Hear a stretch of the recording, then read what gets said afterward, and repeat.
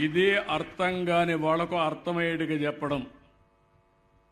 కొంతమంది మాట్లాడుతూనే ఉన్నారు. కనీసం మీ జీవితంలో ఒక్క కుటుంబాన్ని బాగు చేశారా? కుటుంబాలు నాశనం చేశారు. అలాంటి వాళ్ళు కూర్చొని మాట్లాడే రాజకీయం అంటే ఏంటి? అబద్ధాలు చెప్పడం రాజకీయమా? పింక్ డైమండ్ లేకపోతే పింక్ డైమండ్ మా ఇంట్లో ఉందని చెప్పి ప్రజల్ని మభ్యపెట్టి నేను 100 కోట్లకు దాని మీద డిఫర్మేషన్ కేసేస్తే మళ్ళా అధికారంలోకి వచ్చి అసలు పింక్ డైమండ్ లేదని మళ్ళా కోర్టులో కేసు విత్డ్రా చేసుకుంటే కాదని ప్రైవేట్ వాళ్ళు పెట్టి నేను దాని మీద ఫైట్ చేస్తున్నా.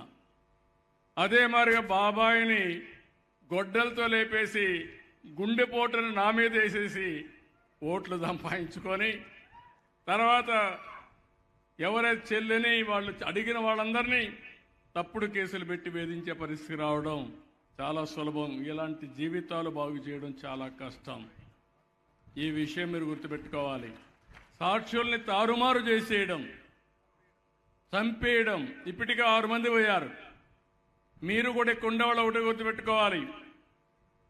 నేను ఈరోజు మోటివేట్ చేసేది కష్టమైన పని, మాటలు చెప్పడం సులభమైన పని. వీళ్ళను తిప్పించడం, వాళ్ళను ఒప్పించడం, వీళ్ళకు నచ్చ చెప్పడం, దారి చూపించడం అనేది ఒక చరిత్ర. వారు